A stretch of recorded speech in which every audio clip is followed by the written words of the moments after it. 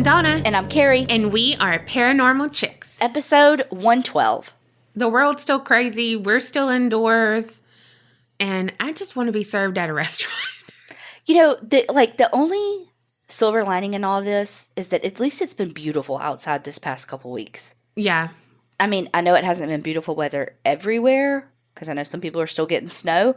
But here it's been like that perfect, what's your perfect date? April 25th. I mean, it's been amazing weather. Yeah. You know what else is amazing? Patreoners? That's right. We have Aaron U. from Ohio. Desiree L. from California. Katie G. from New York. Marie H. from Illinois. Jaleese H. from Georgia. And you know what? I have a Randy H. from Ohio. Wonder if they're related. Really, Patty Joe? Really? I mean, they have the same last name, H. And then I'm Patty Joe because I had to explain the joke. Yes. Oh, gosh. Gone but not forgotten. R.I.P. Oh, this is her death month. In case y'all are just tuning in, that's My Donna's mama's mom. dead.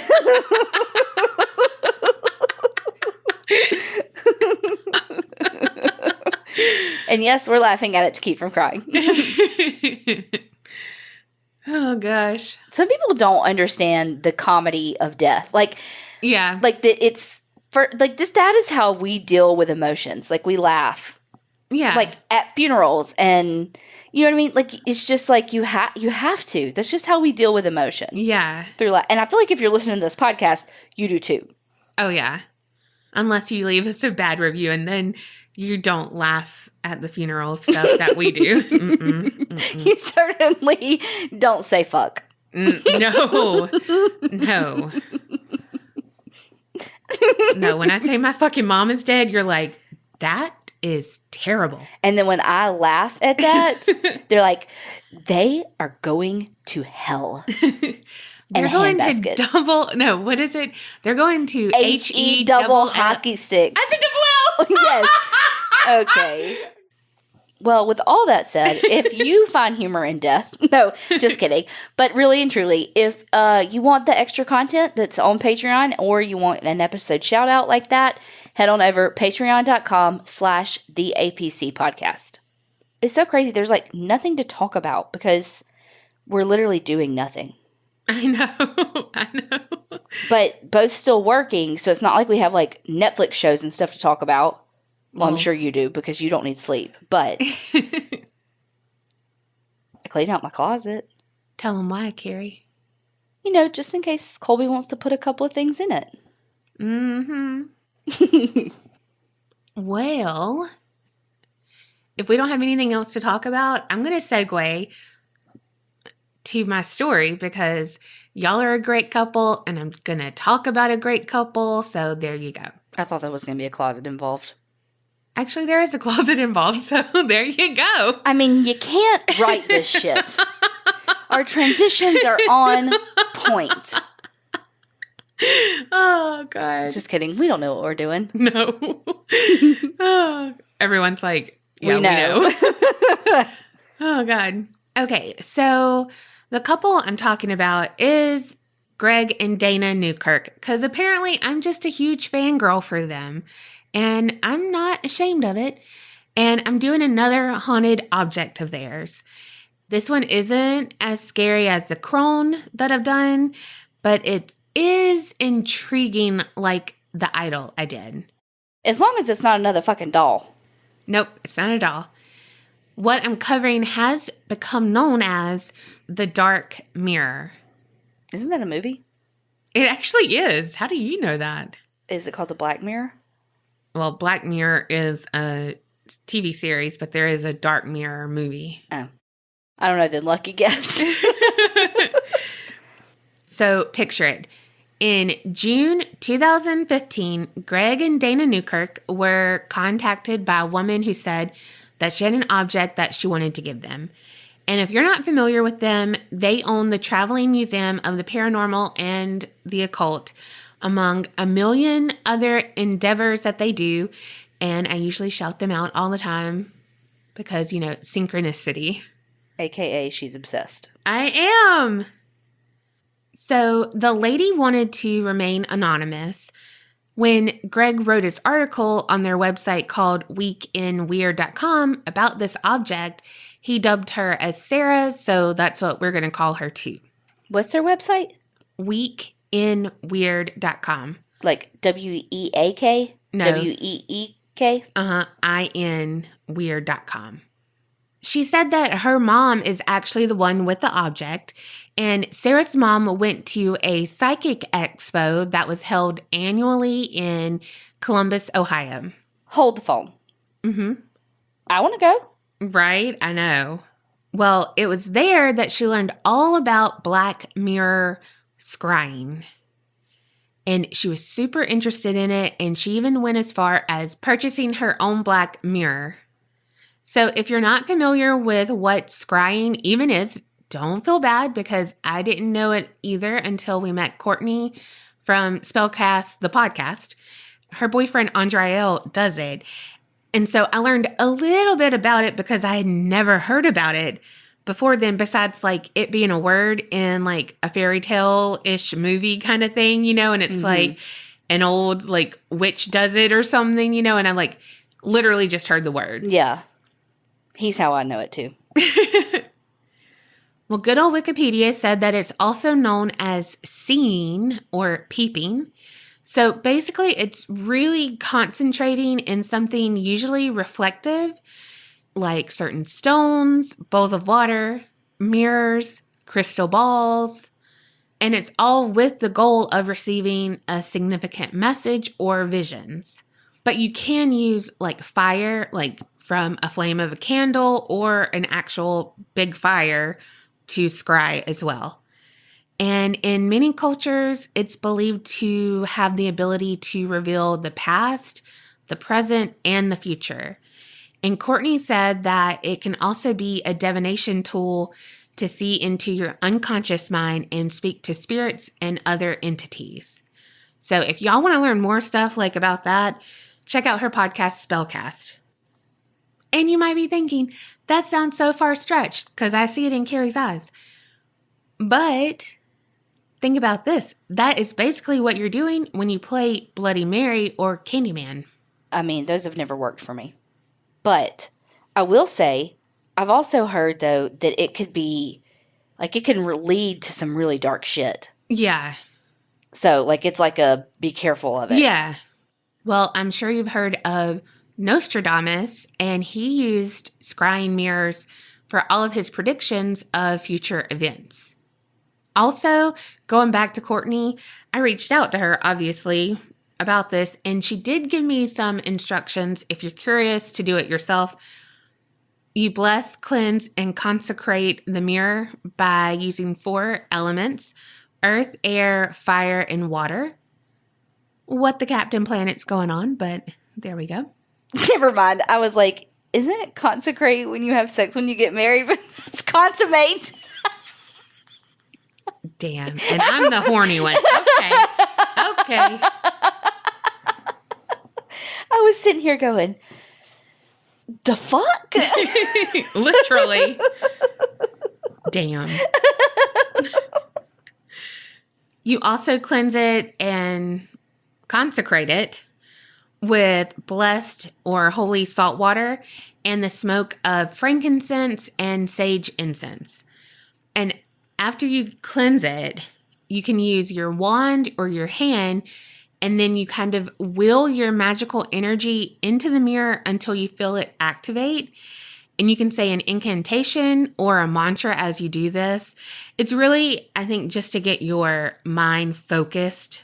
Mm-hmm. She did say, though, if you're opening a portal, it's best to draw a circle of protection like you do with a Ouija board. How about this? Don't open a fucking portal. Don't do it. Well, what she's saying is if you want to talk to spirits. I mean, it's not like they're like opening a portal to hell. I don't give a shit where you're opening a portal to. Don't do it. Don't do it. Say no to portals. Because it's usually the people opening that shit that don't know how to fucking close it. And then somebody got to come in and close your shit. I mean, am I wrong? No, you're not wrong. I listened to Ghosts in the Burbs. Well, okay. So also, you should do this in dim light or candlelight or in the dark.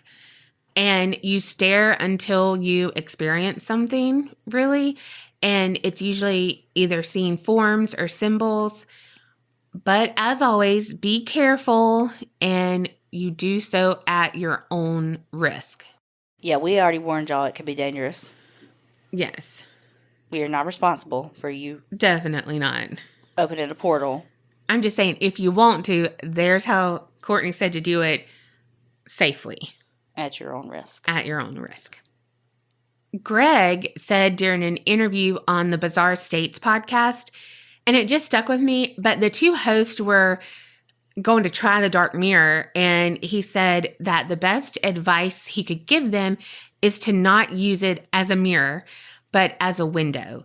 And he said, just think about looking at your windows at night and your lights are on and you're trying to look outside and you have to kind of like really focus and look through, not at your reflection. Mm-hmm. And I was like, damn, that makes sense. Yeah. Because if I was doing it, like I would look at my like eyes and like just focus on me and not beyond me.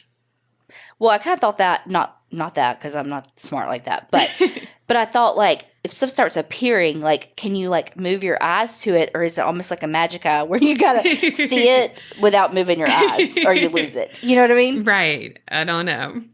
So now that you know about scrying, all of that, let's get back to the story. Sarah said that after the expo, her mom was really intent on practicing her scrying, and over the next few weeks, she grew distant. And it even got to a point where Sarah couldn't get her mom on the phone to talk at all. And the few times she did pick up, the conversations were just surface level stuff and kind of gloomy.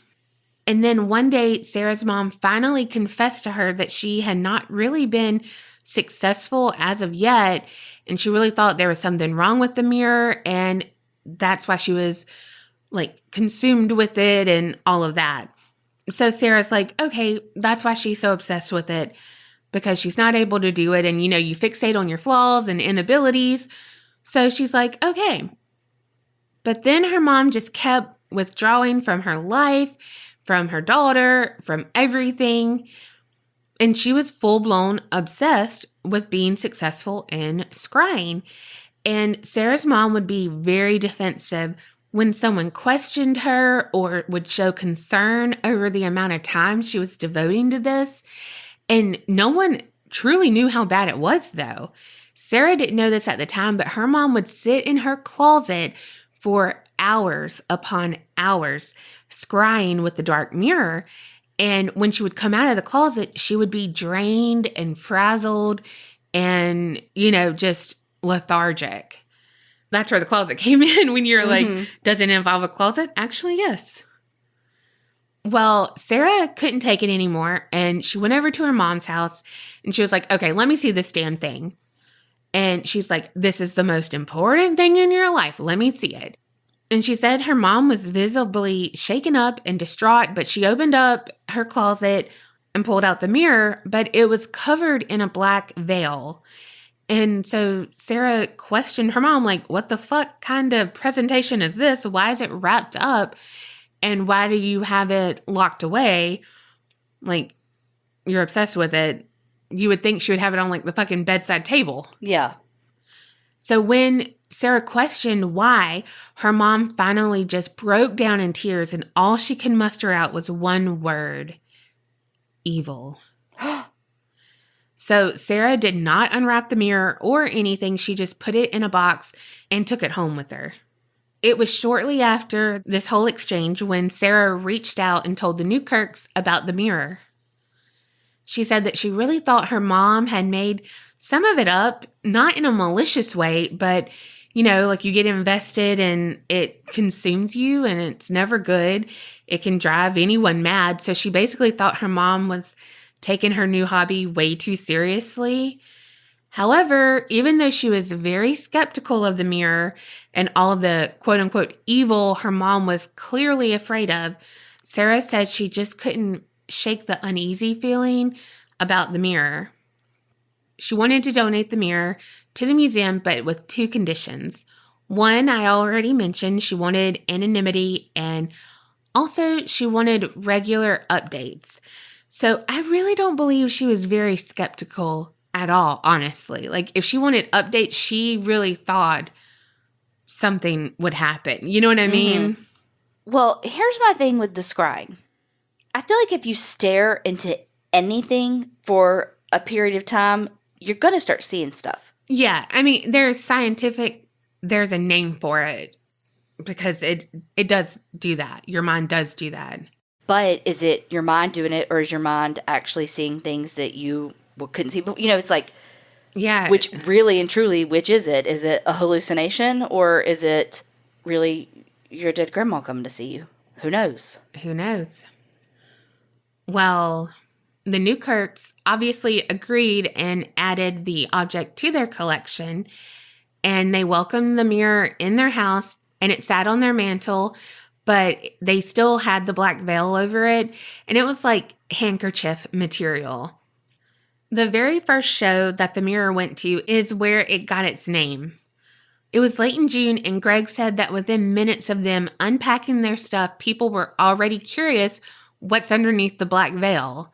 So he did his normal spiel about everyone who holds, experiments, etc., does so at their own risk, and then he gave the history that he knows of the mirror.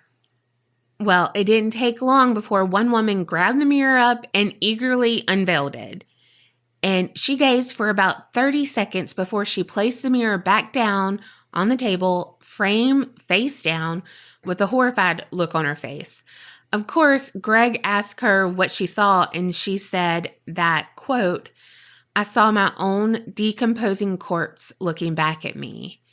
That's a dark mirror. I should not have done that. I need to go say a prayer. Excuse me." Holy shit. Yeah, and that's how the mirror became the dark mirror.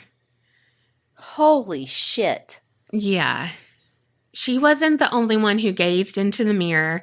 Some didn't have anything weird happen at all, but others saw strange visions.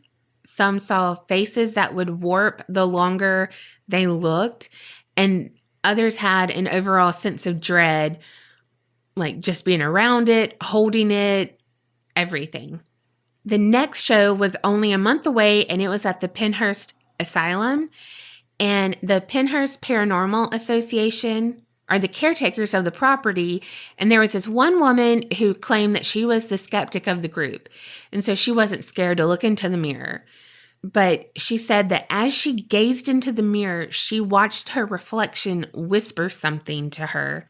Well, what did whisper? Well, she doesn't know because it didn't have a sound. And she can't read lips just like me, apparently. But Greg said that they were all watching her like intently because they're like, what is she going to see? Because they're behind the mirror, you know, looking at her. And her mouth never moved, but what she saw moved. So now she's a believer. At that same event later, there was this man who would be described as like a big burly man, a man's man, if Jesus. you will, you know. And he lifted up the mirror and looked at it like he was just so confident, only to fumble a few moments later and almost drop the mirror. And he took several steps backwards, kind of in shock and horror, because he said that he saw his reflection. But then there was another person who looked just like him, eerily peek around his reflection, kind of smile, and then slink back behind him. Holy shit. Yeah. Also, you want to talk about, for real, some 7 years of bad luck is to break that fucking mirror. Right? Oh my God. Like, legit, what would happen? All that evil would come out on you. Oh, God. You know I can't touch it because I'd fucking break it. Oh my God, please. If we ever meet them, but it will be like, don't let her touch anything.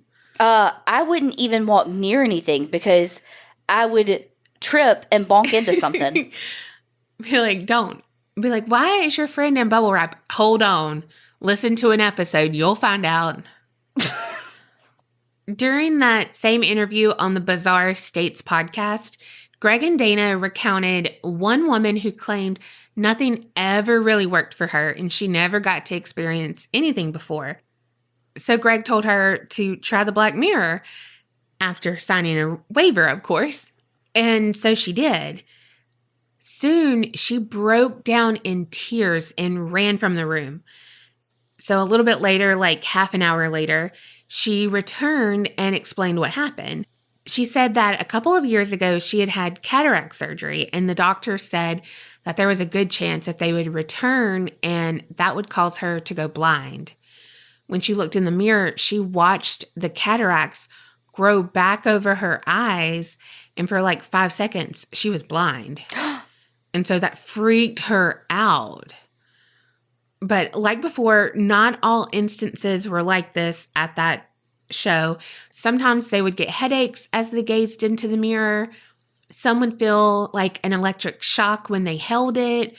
One woman said that she could feel and taste blood in her mouth, but nothing was there. But she felt like it was filling up with blood. Other viewers have reported seeing themselves age, like in progression, like 20 years, wink, smile, and then sometimes their eyes will turn black when they're looking at their reflection. But the most common experience viewers have is when they gaze into the mirror, it's their own corpse staring back at them. And it's like a rotting corpse. But humans are not the only things that are not fans of this mirror. The Newkirk's cats didn't like the mirror from the beginning. They would run anytime Greg tried to show them their reflection or anything like that. And after the two events, when the mirror was back on the mantle, Greg took a nap. And when he woke up, he noticed that the cats were sitting in the chair in the living room. Like he was in the living room. They were in the living room. And they were doing that head peek thing when, they're like kind of looking, kind of going up and down, like they see something outside. And he was like, wait, they never sit in that chair together. And then he followed what they were looking at, and it was the mirror. And it was uncovered. The black veil was on the floor in front of it. But Greg was like, well, maybe the cats uncovered it and now they're intrigued. Or he was really tired when he put it up there, so he didn't put it up there securely, etc. So he just kind of shook it off, didn't think anything of it. However, it continued to happen for several days. Greg said that the mirror would uncover itself at night, so he was determined to figure out if this was true or not. So he set up a motion-activated camera, and out of the 7 days, Greg found that the mirror uncovered itself in 3 of those days. Does that make sense? Yeah, so, there's video. Well, let me get to it. So each day that it was uncovered, the memory card was empty, completely empty, even though he had it running. He checked the SD card, and when he would check it, it would say file corrupted. And then he said when he would attempt to format the card, it would fail. Nothing worked. But only on those 3 days that it was off. So, you could say that, of course, he doesn't have, of course it did that. Or he doesn't have it because it sucked out the energy of the appliance because, to do what it did. But as with most of their objects, they put the dark mirror on a live feed. It's for their Facebook fans, for their Patreon fans to be able to watch and report any weird activity that they find with certain objects or anything like that. And they do this to learn more about the objects, which I appreciate. They want to learn more and have as much proof as they can. They really try to understand. It's not just it's haunted, it's scary, and we're going to make up this huge, lavish story about it and charge people to see it. They don't charge anyone to see any of this, Where do they get their funding? How do they do this? How do they travel? Patreon, and they get paid with the conventions and stuff. Gotcha. But them personally, they don't pay for you to see the stuff in the museum. They're part of bigger shows or whatever. Yeah. But they also have Patreon. Gotcha. When it was on the live feed, there were people who saw different things in the mirror and were experiencing different things. Some people reported headaches, nausea, etc. And Greg says, who knows how much of that is the power of suggestion? Mm-hmm. You know, people are like, oh my God, my head hurts. Oh my God, mine does too. You know, all of the things. But still, who knows? I listened to another podcast called Into the Fray Radio, and they interviewed Greg and Dana, and they told the two hosts that right before they jumped on the call for the interview, they were going over some EVPs that they had collected over the last few events that they had done, and somehow they had just missed this EVP altogether, but someone asked the entity in the dark mirror, like if there's an entity in the dark mirror, where is it from? And what they picked up on that EVP, plain as day, says from hell. Mm-mm. I don't fucks with that. So, you know how I said it was intriguing like the idol? Well, how Billy the Idol gained energy from gifts and stuff like that. The dark mirror seems to be the same way, but in a negative way. Greg said that it seems to be a bad influence on other objects that it's displayed with in their home. And like after it's been at several shows and people have held it and all of that, it seemed to have like charged up. Some of the other objects that were affected were the haunted painting that they have, a doll named Ruby, and a charred planchette. The painting tossed itself from the wall it was hanging on. Never done that before.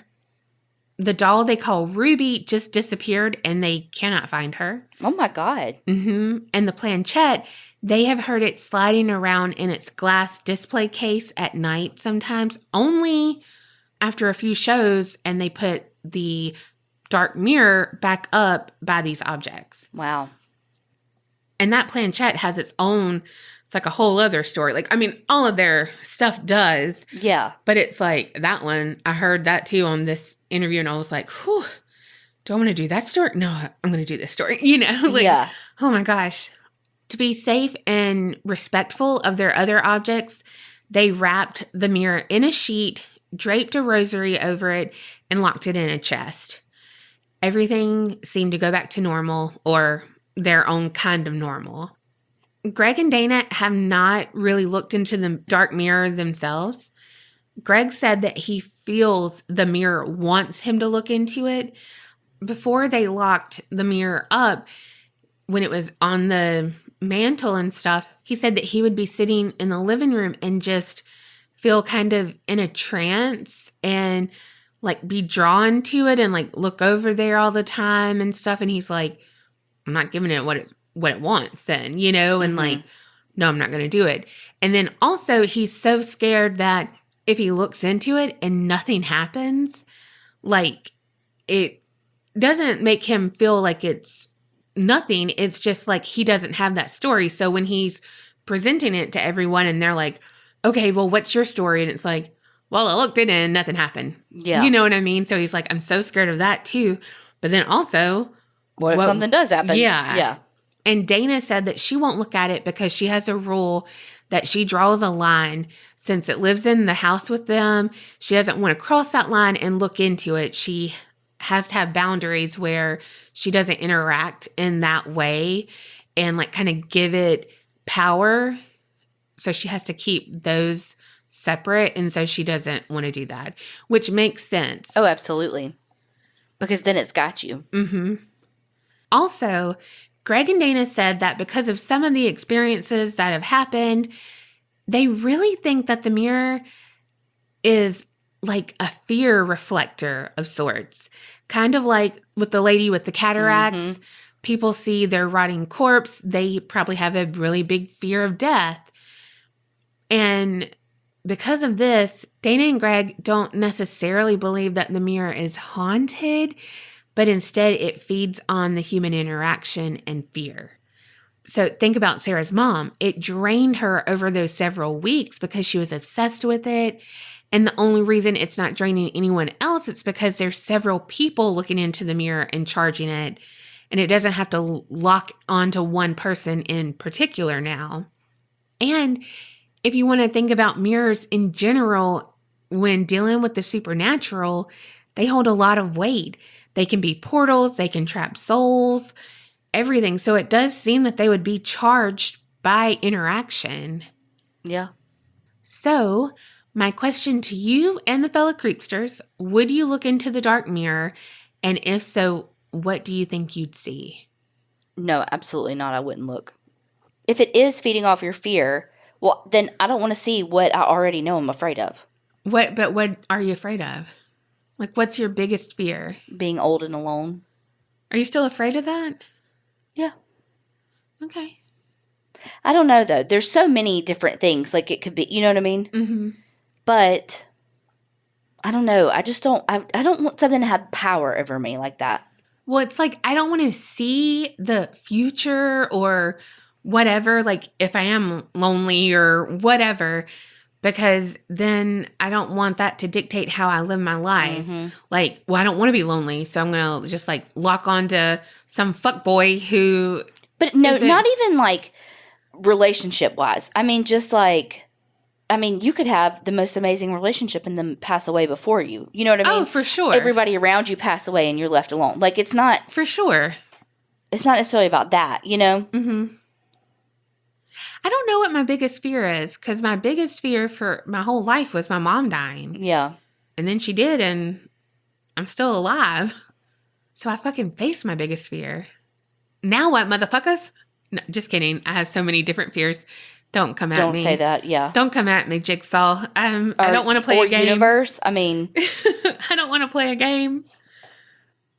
Also, like, I mean, I don't know. I guess really is it different than, like, tarot cards and all that? Like, yeah, trying to quote-unquote see the future or, like, what their recommendations are for you for things you need to work on and all. You know what I mean? Yeah. I mean, really is it different? Because that guides how you do things, too. Yeah. But, I mean, yeah. This fearmonger, that's the, you know? Yeah. But no, I wouldn't look at him. I think I would, just because I'm nosy as fuck. I think if you looked in it and you were okay, I might. But no. If you haven't died yet, okay, you're still alive? Okay, I'll do it. No, I'd have to hold it for you. That's the damn truth. Actually, I take all of it back. I never will do it because I will drop it. No, I'll be handing it to you. Like, okay, Kerri, you do it. And then it's going to slip out of my butterfingers. And you're going to be like, whoa, whoa, whoa, whoa. And not catch it, though. The one time you don't whoa, whoa, whoa, whoa, and catch it, it's going to be on the fucking dark mirror. And we're going to be like, did we do that? Yeah. Sorry. And its name is the dark mirror. I mean, why you inviting that darkness in? Love and light, people. Love and light. I watch Real Housewives of New Jersey. Love and light. Well, that's it for my story. Well, I freaking love that. I love it. I love them. I love how they approach all of their stuff. Mm-hmm. I'm telling you, I'm just a fucking fangirl. But one of the interviewers said that she said that they were like the modern day Ed and Lorraine Warren. Mm-hmm. And he was like, well, that's a touchy, and it was like cute. And he was like, well, it's not a bad thing, but hopefully without all of the controversy. Yeah. Because again, like they're not super religious in that way of like Ed and Lorraine, where they're not trying to do exorcisms. They don't think that everything's a demon, you know, like they don't go into it like that. They're very respectful. I don't know, they just see it from, I think this is why I think you would like them too. They try to see it from like, not just a scientific view, but just like, what could this be? Like a pragmatic kind of. Yeah. Yeah. And I just love that everything's not a demon, you know? Mm-hmm.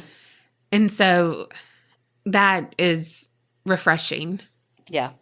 They're just not negative. Like, even with this, like, they didn't say, like, okay, well, we're never going to show that again. We're never, like, no, it still has a purpose. And it's still educational. And it's still whatever. But they're going to lock it up because it wasn't respecting the other objects that's in their house. It's like these objects and their energy are kids. It really is. And the mirror is in timeout because it did not respect its friends. Yeah. And it pushed them on the playground. Definitely. So it is in timeout. Dang. Well, I really liked this story. Well, I already know that whatever story you do, the person's going to be worse than the mirror and probably worse than timeout. We shall see. So we're going to keep it kind of local for my story. Okay. And Alabama. No. But the other day, so we were looking through some articles. Who's we? Well, Colby and me. Okay. Really Colby. And he was like, oh, it was like these top things that have happened in Mississippi that you'd never heard of. Oh, okay. Well, this was on it. And so I was like, screenshot that and send it to me. Please. I'm so bossy. Anyway, so I started looking this up, and it's going to be kind of a short story, but I looked to see, I literally found it nowhere in Apple Podcasts. Okay. I don't think anybody's ever done this story. And then there was one YouTube video on it that was literally 1 minute and 7 seconds, and I couldn't get any sound out of it. So this is kind of piecemealed together the best I could of what I could find. So here we go. Okay. We're going to go down to a town called Leetown, Mississippi. And it's just outside of Picayune, Mississippi, which is right on the border of Mississippi and Louisiana.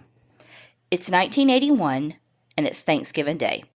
We're out in the country, and this guy sees his neighbor driving away pretty quickly in said neighbor's mother's car. And so he's like, that's weird. Because the guy that was driving away, his name is James Billiot. And James is 20 years old, but he's not allowed to drive his mother's car. So the neighbor went over to check because clearly something was up. And when they get there, they find Wallace Joseph Kroll. He was 53. He was laying on the kitchen floor. And then in the living room, laying on the couch, they find Audrey Kroll, who is 47, and that was James's mother. She's dead. And then by the door is Cheryl Ann Kroll. She was 14. Oh, gosh. So the police keep looking around, and they find a sledgehammer. Oh, my gosh. That had been used to kill the family. Oh, God, that's so brutal. Yes. But you could tell it was almost like a frenzy, like it just happened. Like a spur of the moment. Yeah, because there was even a macaroni dish on the stove that they were about to take to the neighbor's house for Thanksgiving dinner. Oh, my gosh. But you could tell that there was this huge struggle that had ensued. I mean, especially if he's trying to kill 3 people with a sledgehammer. Yeah. There was time for a struggle. Yeah. It looked like he had killed his stepfather first. But here's the thing. There's no motive. We still don't get a motive at all, ever? No. No, we have no idea why James did this. So, guess a detail that I left out. I mean, on purpose. What? Guess who it was that saw him driving in his mom's car? Who? His 11-year-old half-brother that was at the neighbor's house already.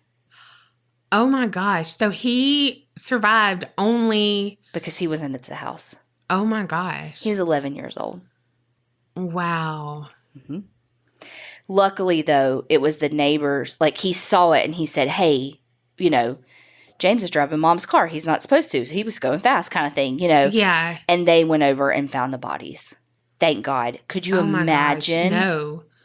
But also that the 11-year-old knew, hey, he's driving mom's car. He's not supposed to. And, it was fast, for an 11-year-old to be that insightful to know something's up. Yeah. You can tell that there's clearly some sort of history. Well, that's what I was going to say. If he's 20 and not allowed to drive her car, there's definitely something going on. Well, there was. James had a significant history of mental illness. He had a history with law enforcement, but just like mischievous things, though, like trespassing, no like violent crimes. At the time of the murders, James was actually working as a volunteer firefighter. Damn. But he didn't have a steady job. 3 months before the murders, he had just gotten out of Mississippi State Hospital at Whitfield. Oh, wow. And Whitfield's like the mental institution for the state. My Uncle Bob went there. Of course, we don't know why he was at Whitfield because that's, patient confidentiality, HIPAA, all the things. But what we do know is that his family had put him there. So there's a chance that maybe that, like, something blew up with that, maybe they were arguing about that. I don't know. Yeah. Well, his grandmother lived just over the Louisiana line in St. Bernard Parish, and so they thought that he might be heading there. Oh, shit. So I don't know if it was just like he was running there. I don't know if he had intention of hurting her. So they put out an all points bulletin to be like, okay, hey, look out for this guy. He's 5'9", he's 160 pounds, he's got brown hair, brown eyes, and, quote, large mouth with big teeth. Is he a shark? Is he an alligator? I mean, what? Damn. I mean, call a boy out, okay? Right? But they ended up catching him a couple of days later. He hadn't done anything to his grandmother. She was okay. When they arrested him, he was very delusional. And so I'm wondering if maybe he had some sort of schizophrenic diagnosis or something. I mean, look, I'm not a psychologist. I just play one on the podcast. But he had something going on. Well, he ended up going to trial. And one of the Picayune newspapers reported that his brother, that is the one who saw him driving the car and all, actually testified against him. And he said that, well, let me back up. I'm going to tell y'all what he said in this news article, and it's a little different than one of the other news articles that I found, just like kind of with some details. So I'm going to tell y'all what this one says that he testified as. So his brother testified that when he was going down the road, they were going one way, and they saw James walking, and when they came back, they saw James driving his mom's car, and that's when he knew something was going on. This article says that Steve is the one that found the family. Oh, gosh. Yeah. So, I don't know, because this one says that, like, he's quoted saying, little Jimmy shot my dad, because James went by Jimmy. So, I mean, I don't know. Who knows? I kind of lean more towards this one because it's supposed to be what he testified to. Yeah. Well, he might have been there with the neighbor. True. Well, it said that when they got there originally, Wallace, the dad, was still gasping for breath. Oh, gosh. That's heartbreaking. It was also testified that Wallace's head was, quote, mush. Oh, gosh. Yes. Oh. Yes. So that is how much he beat them with the sledgehammer. Oh, God. Why is that? That, like, the sledgehammers or hammers, like, it just, like, it sends shivers down my spine thinking about the pain. Like, that hurt. Like, when I think about what a victim has been through, that, like, crushes my soul more than, like, a gunshot or a knife. Yeah. Knowing they all fucking hurt, and it's all terrible, but something about that level of, like, or when people get hit by, like, a jack for a car, stuff like that. Like, it just, like, oh. I don't know if it's maybe because it takes longer to kill somebody. That's what I was going to say. I think it's because it takes longer. Ooh, it hurts me. Well, and two, I feel like we all have been hit with something hard before. Like, I've had my breath knocked out by a baseball bat. It was my sister, and she was like, get up close so I could show you how to swing, and then really showed me how to swing. This is why I don't play sports. I mean, among other reasons, but running and everything else, throwing and catching and the sun. But that was so scary. But like, I you know what I mean? Like, everyone's been hit hard with something or like ran into something hard. Yeah. So I guess what that pressure is more than, what a gunshot is. I don't know what that is. Yeah. Well, when they picked him up, he told police initially that he was Jesus. Then he told them, like when they got to the police station, that he was Romeo Machiavelli. Then later he was like, okay, I'm Led Zeppelin. Like, so he was clearly delusional. Yeah. Like, and it wasn't just like he was fucking with them. No, like he was clearly in the midst of some delusions of grandeur. Yeah. When he was arrested, he was in Orleans Parish, and he was in New Orleans. And so they held him in the jail at New Orleans until they extradited him back to Mississippi. And there was some confusion with, like, they were going to hold the hearing for extradition and then they weren't, and Supreme Court stuff. Like, there was some court things that are beyond, my simple brain. But when they were bringing him back to Mississippi, he started talking to the deputies about the murder. And they, read him his rights, and they were like, look, you need to wait until you have, because he had an attorney. I mean, obviously it was a court appointed, but he had an attorney. And so they're like, you need to wait until you talk to your attorney. But one of the deputies testified saying, quote, he insisted on talking anyhow. He said that he had been right behind the devil when the devil killed his 3 relatives with the sledgehammer and that he didn't kill them. So again, it's like you see the level of mental illness going on. Yeah. God, that's so sad. And I do want to say, I want to preface this with, even if he does have schizophrenia, stepping on a soapbox, no matter what his mental illness is, the percentage of people who have mental illnesses who are violent to other people is minute.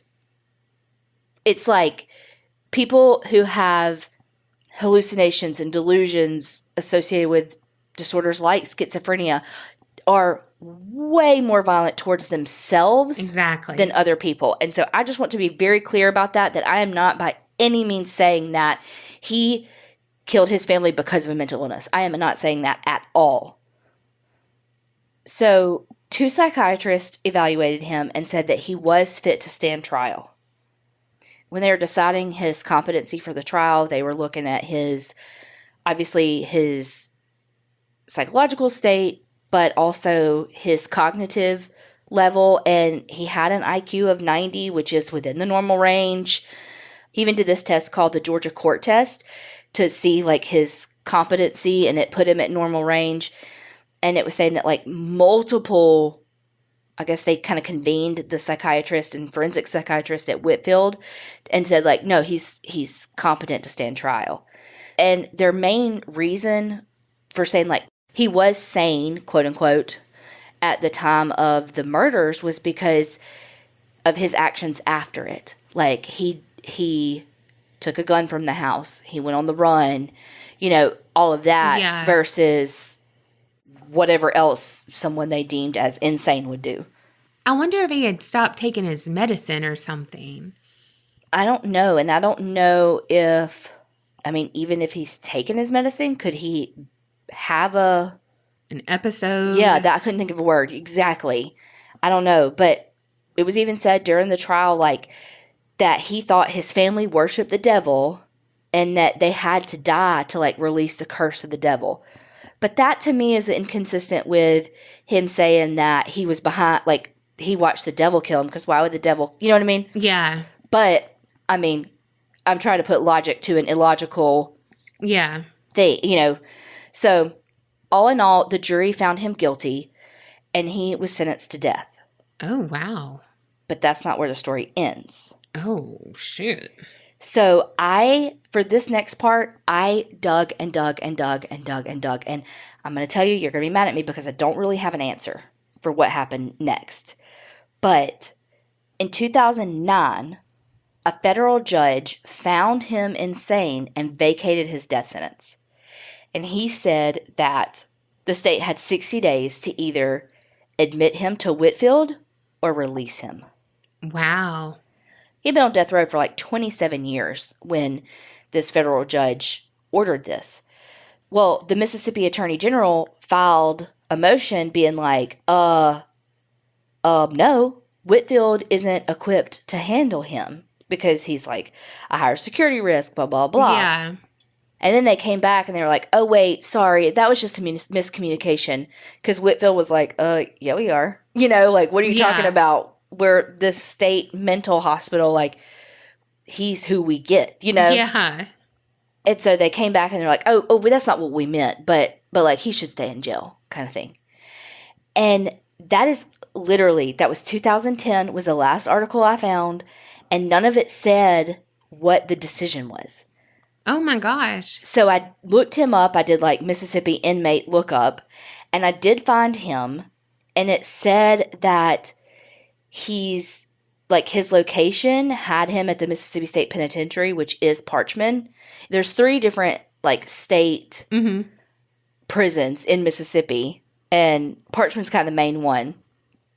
So that's where he is currently. And it had, like, the most recent location changed on him. The date was May 5th, 2020. Whoa. Like, what are the odds? Whoa. Yes.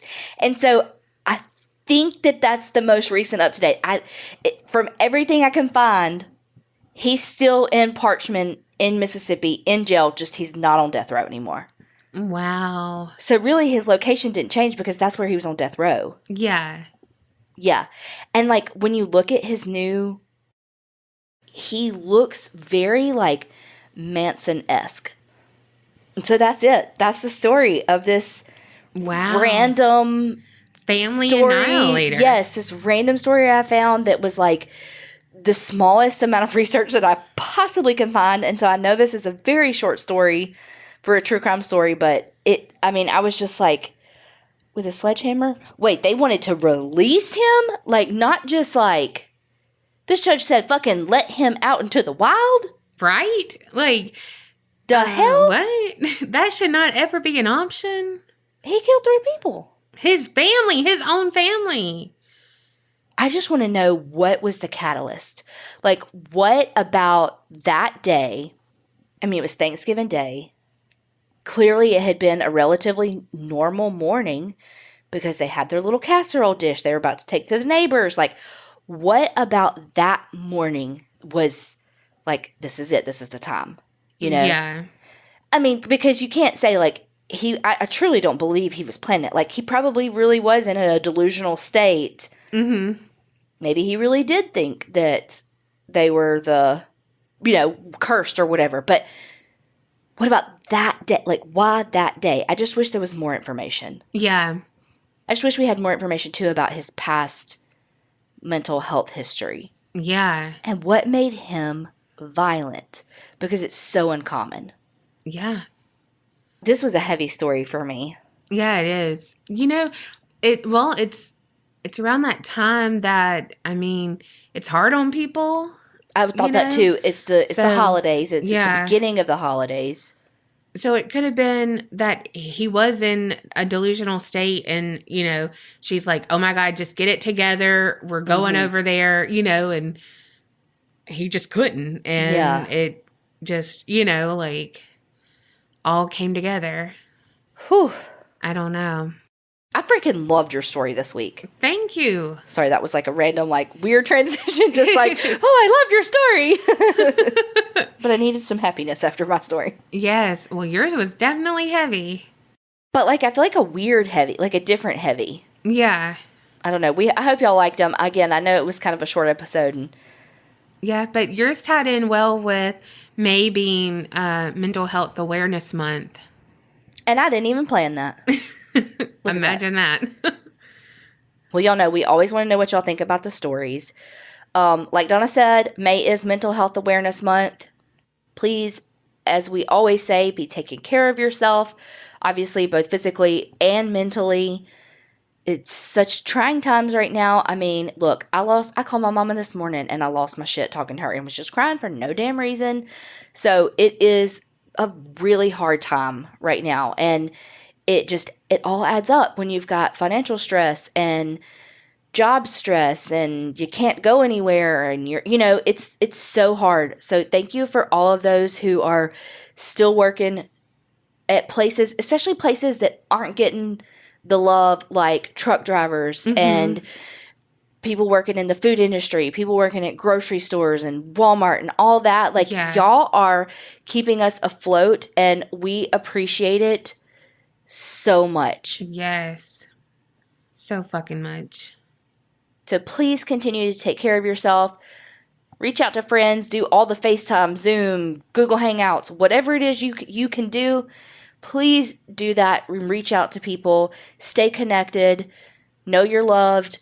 And remember, creep it real and don't get scared.